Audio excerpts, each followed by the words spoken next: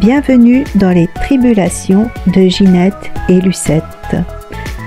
Je suis Virginie Aelavi, énergéticienne déjantée, et chaque semaine, dans le jardin d'Aelavi, je te raconte des aventures, des conseils bien-être et des moments de rire en compagnie de Ginette et Lucette.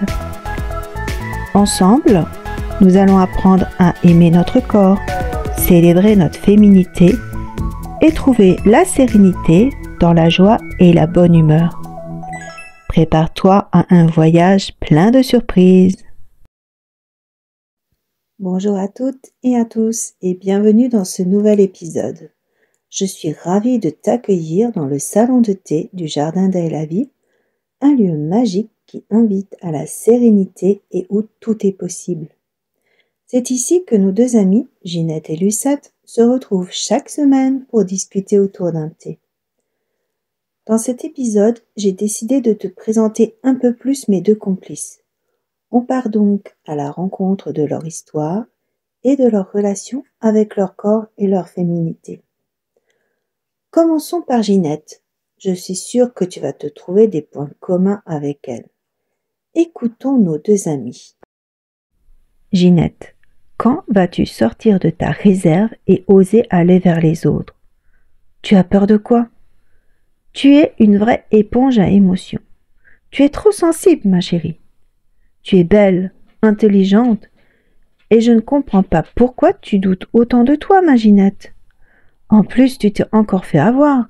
Tu n'as pas osé dire non à ta sœur et résultat, c'est toi qui as organisé de A à Z l'anniversaire de ton neveu alors que tu avais d'autres projets. Parfois, je ne te comprends pas.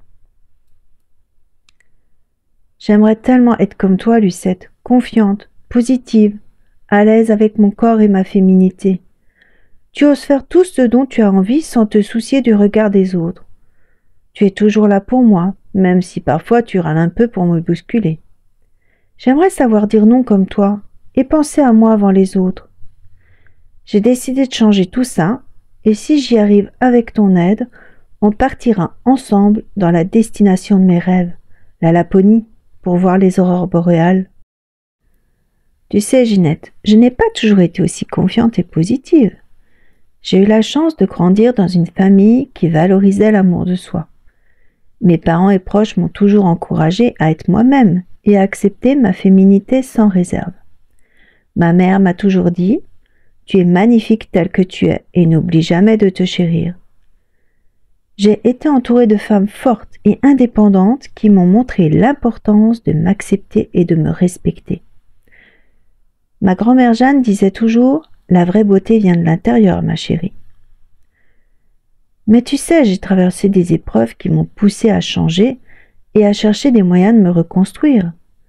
Cela m'a fait découvrir une force, une assurance et une confiance en moi que je ne soupçonnais pas.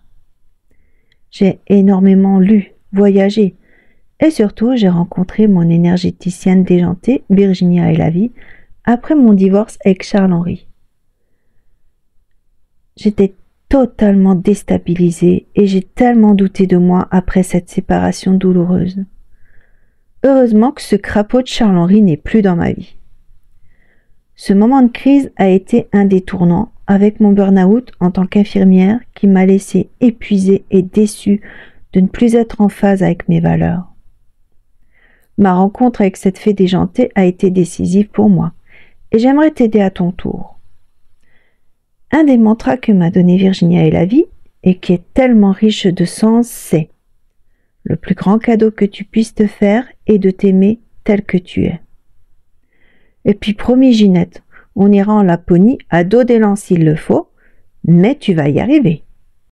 Tu sais, moi, depuis mon plus jeune âge, j'ai entendu les femmes de ma famille critiquer celles qui osaient montrer leur forme. Pour elles, ces femmes n'étaient pas respectables. Les remarques sur l'apparence physique étaient courantes. Ma mère et mes tantes critiquaient souvent leur propre corps et celui des autres femmes. Lors des repas de famille, je me souviens quand on me disait « Tu devrais faire attention à ce que tu manges, tu ne veux pas finir comme ta tante Germaine, n'est-ce pas ?»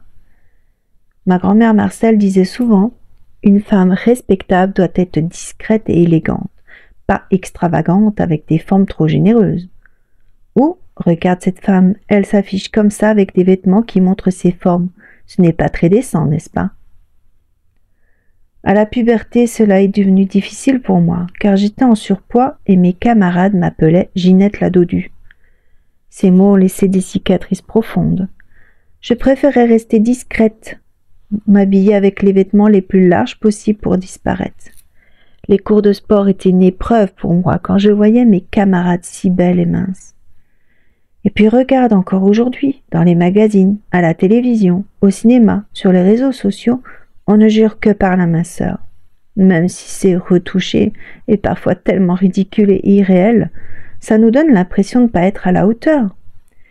Et puis, si toi tu as eu Charles-Henri, j'ai eu un troupeau d'idiots qui m'ont répété « Tu serais tellement plus belle si tu perdais quelques kilos ». Mais aujourd'hui, j'en ai assez de me faire passer après les autres, de rentrer dans une case et une image qui n'est pas la mienne, de me maltraiter, me manquer de respect. Maintenant, moi aussi, je veux avoir l'audace de m'accepter, être épanouie, heureuse et sereine dans ma vie. Va prendre des cours sur comment élever un élan et voyager avec lui jusqu'en Laponie, ma Lucette. Et même si j'ai peur de tous tes trucs là énergétiques, je veux bien rencontrer ta fée déjantée. Aujourd'hui, nous avons posé les bases de notre aventure en découvrant qui sont Ginette et Lucette. Elles ont chacune leur propre parcours, leurs propres défis, mais elles sont unies par une quête commune, l'acceptation de soi et la célébration de la féminité. Dans les prochains épisodes, nous plongerons dans des sujets concrets et pratiques avec des conseils, des exercices et des moments de méditation pour t'accompagner dans ton propre cheminement et t'aider à te reconnecter à toi-même et à aimer chaque partie de toi. Alors, es-tu prête à embarquer avec nous pour ce voyage décapant vers l'amour de soi et la sérénité? Abonne-toi pour ne manquer aucun épisode et rejoins-nous chaque semaine dans le Jardin d'Aïe la vie pour des aventures rafraîchissantes et pleines de surprises. Merci d'avoir écouté cet épisode des Tribulations de Ginette et Lucette. On se retrouve la semaine prochaine pour de nouvelles aventures au Jardin d'Aïe la vie. À bientôt, prends soin de toi et n'oublie pas ce mantra. Je suis parfaitement imparfaite et heureuse.